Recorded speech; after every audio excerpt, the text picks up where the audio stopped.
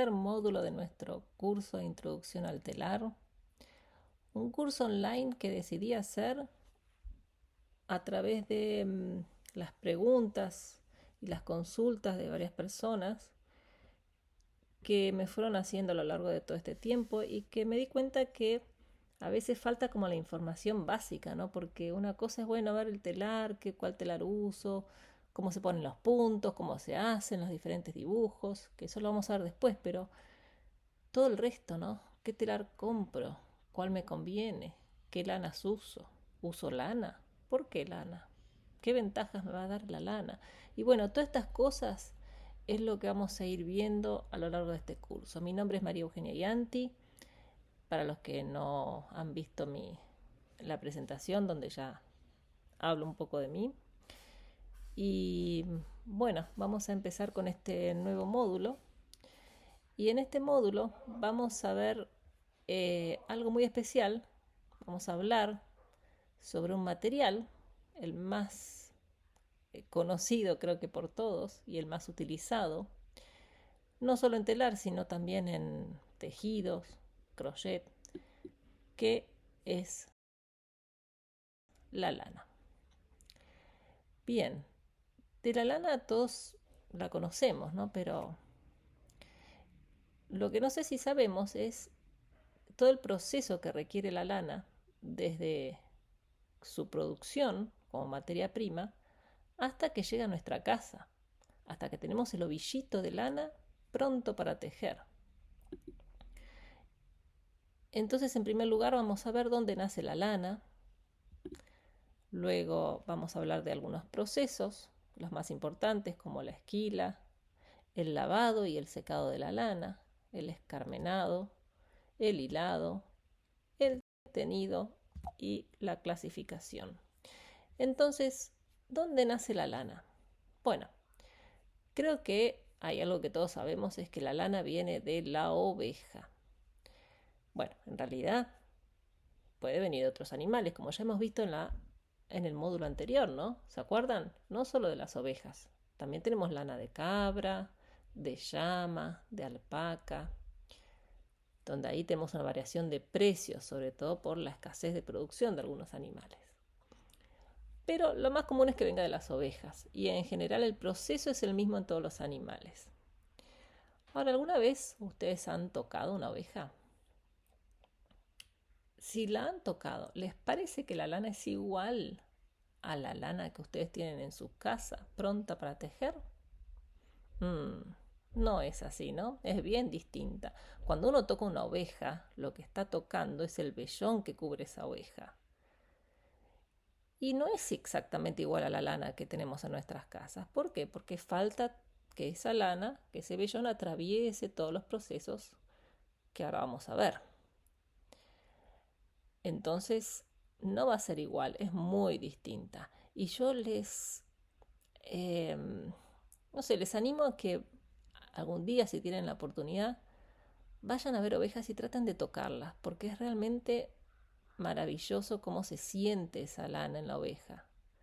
Y ver cómo es que, claro, cómo las ovejas pueden sobrevivir a tales inviernos y fríos, porque es toda una masa de lana que las cubre y no deja que la oveja se moje, ¿no? Porque es repelente al agua. En fin, es maravilloso eso. Si tienen la oportunidad, no se la pierdan.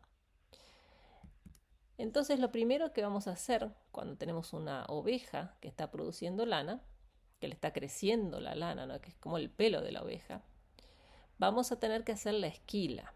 A partir de aquí, a partir de la esquila es donde nace el proceso de la lana. En general la hace el ganadero o alguna persona que, que tiene más práctica en este proceso de la esquila, ¿no? Porque bueno, es un corte que se hace en toda la lana, pero hay que saber cortarla, no es cualquiera que la hace. Entonces se va cortando de una forma pareja a lo largo de todo el animal, así sale todo el vellón lo más entero posible. No siempre sucede así, a veces tenemos cortes del vellón. Esto sucede porque no es fácil sacarlo entero.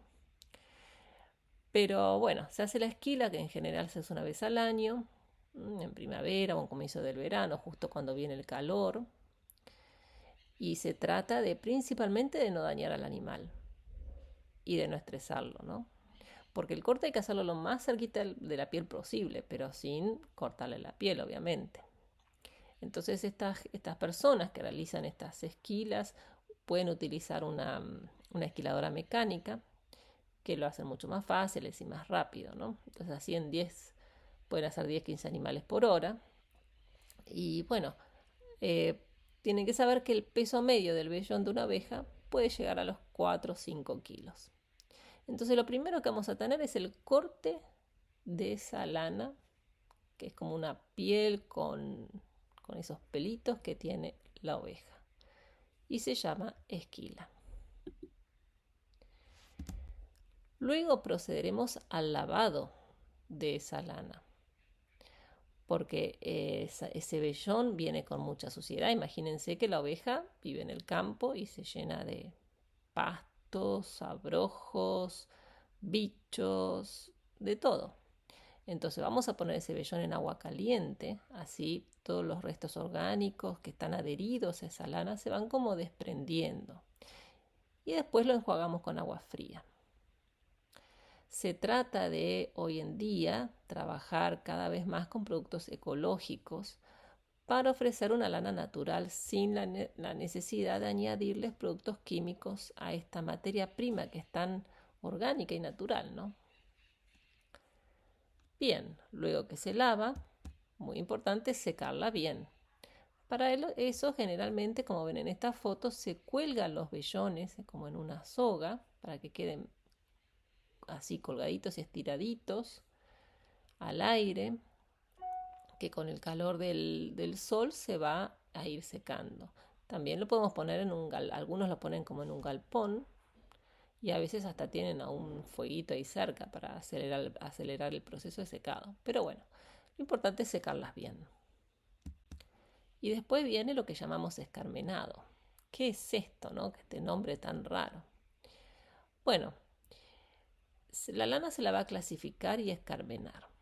¿En qué consiste en esto? Es simplemente peinar la lana. Entonces, primero la clasificamos, como ven en el primer dibujo, porque a veces puede pasar que tengamos pedazos de vellones que no sirven para nada porque tienen pedazos rotos o que no son largos, que son cortitos y todos enredados, y a veces muchos de esos ya se van clasificando. Pero lo que nos queda, los que nos interesa, lo tenemos que peinar. Aquí vemos también un artefacto que me sirve, es como un cepillo con dientes duritos, me va a servir para ir peinando esta lana, pero lo tengo que hacer una vez que la lana está seca. Y se va como estirando y peinando a la vez la lana. Acá en este proceso es donde vamos a ir viendo que las fibras se van a ir estirando y lo que yo tengo que tratar es que no cortar estas fibras, cuanto más largas las deje, mejor. Esta fibra, a medida que la voy peinando y estirando, va a ir adquiriendo una textura muy suave y muy ligera. ¿Sí? Entonces acá ya empieza la verdadera transformación de lo que es el vellón, que es una lana dura, gruesa, pelmazada, y ya se empieza a transformar en algo mucho más suave y mucho más liviano. Entonces ahora voy a tener ya las fibras peinaditas y voy a poder empezar a hilarlas. Antiguamente, y bueno, algunos hasta hoy en día también, muchos, lo hilan y van hilando todas estas fibras en lo que se llama la rueca. La rueca es esto que ven acá, ¿no? Que es como una rueda de madera en la cual vamos a ir pasando los hilos por medio de un dispositivo que la va girando y en fin, ahí se van como todas estas fibras que estaban estiradas, que nosotros estiramos cuando peinamos el vellón, las voy a ir pasando por acá y automáticamente se van a ir enrollando unas con otras y van formando la lana esa, una lana toda larguita. ¿Sí? Acá la fibra empieza a tomar forma de lo que es el hilo de lana, o sea, toda la lana continua. ¿Sí? Y se convierte así luego en lo que va a ser el hilado. La fibra se va como torciendo Y según la torsión, voy a obtener un distinto grosor de mi lado. Cuanta más torsión yo le dé, más resistente también va a ser mi lado. ¿Por qué? Porque va a tener más fuerza. Entonces, dependiendo cuál sea la utilización final del hilo que yo esté haciendo, le voy a dar más o menos torsión. Bien, esta máquina que va entrelazando y retorciendo todas las fibras es la que se va a encargar de hacer este hilo, ya estirándolo y retorciéndolo. Ustedes van a ver que si ven la lana que es más artesanal, la que está menos producida, va a tener como distintos grosores a lo largo de la hebra. Tiene como partes más gruesas, partes más finitas, ¿no? Esto es más rústico, es un hilado donde no se ha puesto mucho hincapié, no se le ha dedicado a hacerle una torsión más constante y regular, sino que se le ha dejado más al hilado en la rueca como sale, ¿no? Es un trabajo más artesanal y manual. Pero salen unos productos muy lindos también que a la hora de hacer una ruana, un poncho, quedan muy lindos. Bien, después ya vamos a ir obteniendo la madeja. Si la madeja es esto, ese es el dibujo que ustedes ven acá, es la lana que ya está estirada y torcida, ¿sí? No está hecho ovillo todavía. Es como un ovillo, pero en realidad estirado, ¿no? Y estas madejas muchas veces se las lava de vuelta con jabón para eliminar cualquier residuo que haya quedado antes de terminar su proceso.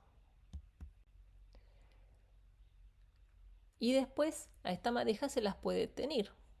Por eso es que vemos lanas de diversos colores en el mercado, ¿no?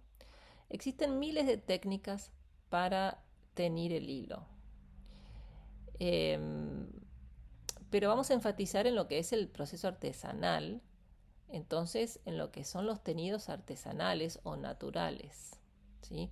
Un teñido natural se basa en utilizar colores que provienen de la vegetación, de la naturaleza, ¿sí? Tanto de algunas plantas como algunos minerales, como el cúrcuma.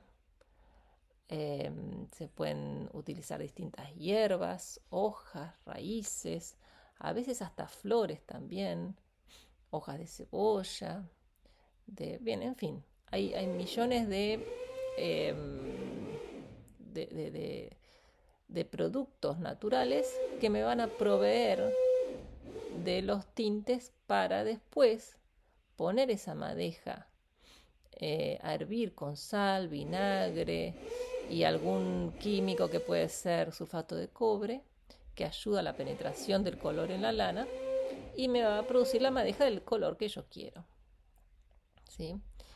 Se trata de hacer este proceso del teñido cuando la lana no está muy compacta, porque si no puede haber una diferencia de colores entre las fibras. Bueno, ¿y cómo se clasifican las lanas? En primer lugar, las vamos a clasificar según de dónde procedan. Entonces vamos a decir que la lana es de llama, de alpaca, de oveja, siendo que la más empleada hoy en día es la de oveja, pero pueden ser de diversos animales, ¿no? Entonces esa es la primera clasificación que tenemos. Y después, ¿cómo vamos a medir la calidad de la lana? Bueno, este es todo un tema, ¿no? Porque en eso difiere bastante el precio también de la lana. No solo la calidad, como es la lana, pero también el precio. Entonces a veces uno compara, dice, esta es lana de oveja, cuesta tanto y esta en otro lugar cuesta tanto menos, pero hay que ver si estamos hablando de la misma calidad. Y la calidad de la lana la vamos a medir según la fibra. La fibra de la lana de oveja se va a medir según la longitud y según su finura. Esa finura que tiene, o ese grosor de la fibra de lana, se mide en unidades de micras. La micra es un millonésimo de un metro. Acá tienen, ¿no? El 0,000001 metro. O sea, es algo muy, muy, muy chiquito.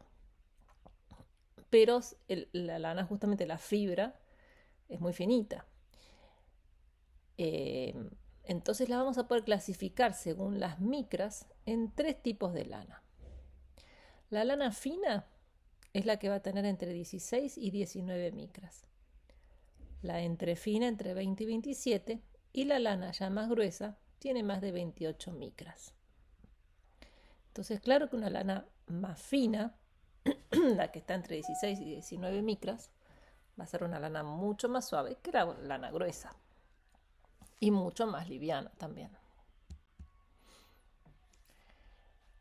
El diámetro es algo que también tenemos que tener en cuenta para la calidad de la lana, ¿no? Para medir la calidad. Y el diámetro es esa distancia que se genera alrededor de la fibra de lana. Entonces, cuando ese diámetro es más grande, ¿qué pasa? La lana pica más. Y cuando el diámetro es menor, la lana es mucho más suave. ¿Sí? Por eso la lana fina va a ser más suave y más ligera que la lana gruesa. También vamos a tener en cuenta para clasificar las lanas la longitud de la fibra, que es el crecimiento que tiene esa fibra durante el año desde que se esquila hasta al año siguiente.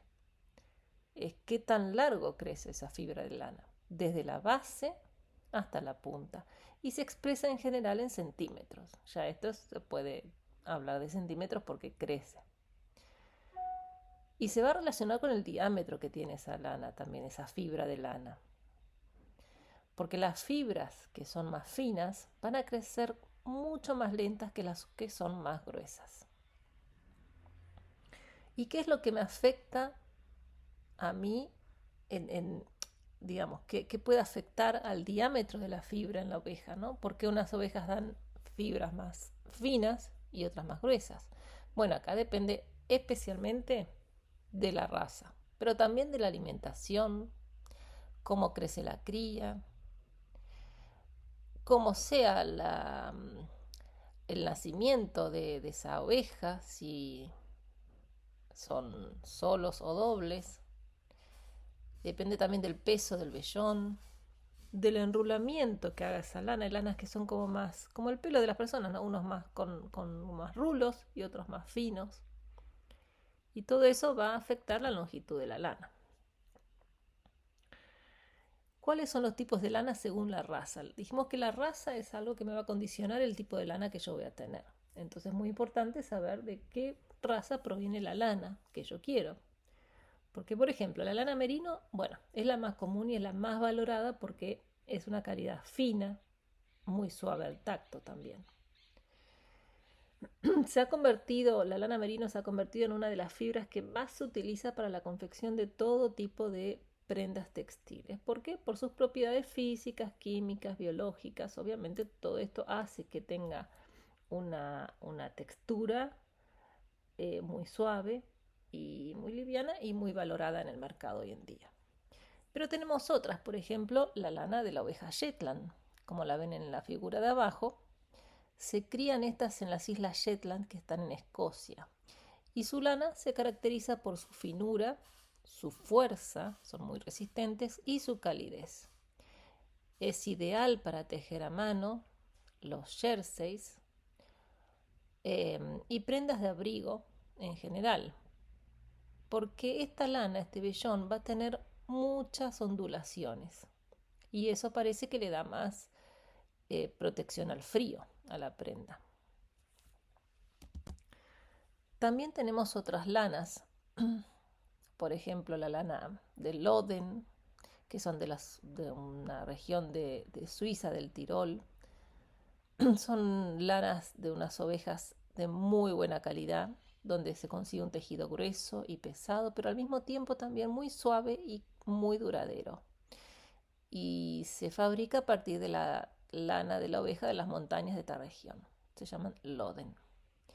Después tenemos la lana Lincoln, procedente de la oveja Lincoln, cuya lana es más larga, gruesa y pesada, muy demandada para ropa de abrigo, ¿no? Es originaria de Inglaterra. Y después tenemos la Corriedale. La Corriedale nace del cruce de la oveja Merino y de la oveja Lincoln. Se hace este cruzamiento en primera instancia porque se buscaba conseguir una lana diferente. Y lo que se consiguió al final fue un tipo de lana largo y suave que va muy bien en todos los climas fríos, ¿no? Y también en los climas templados, porque al ser suave se utiliza mucho en nuestras regiones de Latinoamérica, Uruguay especialmente, Argentina y Brasil. Y esta raza no solo se la utiliza en la producción de lana, pero también en la producción de carne. Acá tenemos la lana Corriedale a la derecha y la Lincoln a la izquierda. Bueno, y después tenemos las lanas de otras especies animales. La cachemire, que es una cabra, como habíamos hablado un poco, ¿no? La vez pasada. No es muy común, por eso es más valorada, porque no hay mucha producción. No hay mucha gente produciendo este tipo de cabra, ¿no? Pero es muy suave, casi como sedosa. Y bueno, es una cabra que procede cuyo origen está en el Himalaya, en la China y en la India, ¿no? En algunas regiones asiáticas. Pero ya les digo, la producción, bueno, acá es muy cara porque hay que traerla de allá directamente. Y allá tampoco es que sea muy barata porque no hay mucha producción. Después tenemos la lana de alpaca, considerada una de las fibras más lujosas y finas del mundo, pero a la vez muy resistente. Es 3 veces más fuerte que la lana de oveja y 7 veces más caliente. Entonces estas propiedades hacen que sea excelente para la confección de prendas. Bien, en general la alpaca se produce a lo largo de la cordillera de los Andes. Hay mucha producción ahí. Acá tenemos los dos tipos. A la izquierda la cabra cachemire y a la derecha la alpaca. Divinas las alpacas. Bueno, y después hay otros tipos de lana, como la de camello. No es cualquier camello que produce lana, es un camello especial de 2 jorobas que se crían en China y en Mongolia.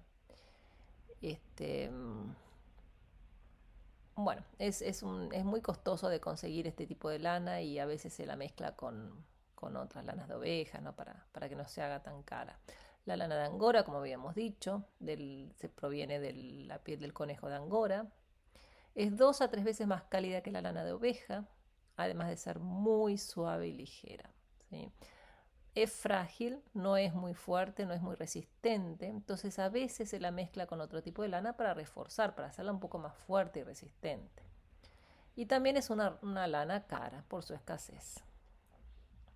Luego la mohair, que proviene de la cabra de Angora, originaria del Tíbet, y se reconoce esta lana por su brillo sedoso y muy suave, y muy ligera. Divina esta lana también. Acá podemos ver la del camello, de 2 jorobas, la cabra de mohair y el conejo de Angora, que es una bola de pelo, ¿no?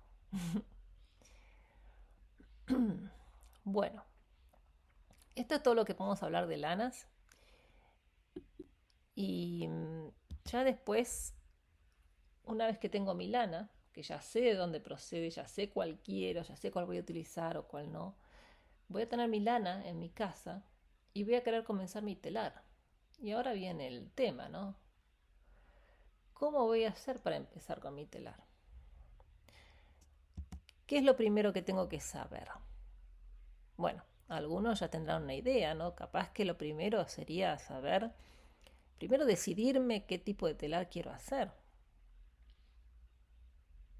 ¿Sí? ¿Qué trabajo? ¿Qué prenda? Porque a partir de ahí voy a tener que saber qué tipo de telar me voy a tener que comprar. O al revés, hay quienes ya tienen un telar y dicen, bueno, con este telar, ¿qué puedo hacer? Y se dedican a hacer eso. Pero bueno, de alguna forma yo tengo que empezar. Y de esto vamos a hablar un poco en la en el próximo módulo, donde lo primero que voy a realizar en mi telar va a ser la trama y urdimbre, ¿no? Una vez que logré decidir qué es lo que voy a hacer y cómo lo voy a hacer, bueno, siempre vamos a empezar con un mismo proceso que se llama trama y urdimbre. Y de esto lo vamos a ver muy bien en el próximo módulo 4. Así que bueno, que tengan una linda semana. Espero que les haya gustado esta charla sobre la lana y de dónde procede y las ovejas y todo el proceso que requiere la lana para que la tengamos en nuestras casas. Y cualquier duda ya saben, me pueden mandar un mail, me pueden consultar, hacer un comentario acá acá abajo o, o bueno, enviarme también sugerencias o cualquier pregunta que quieran. Así que bueno, hasta la próxima, nos vemos en una semanita. Chao, chao, muchas gracias.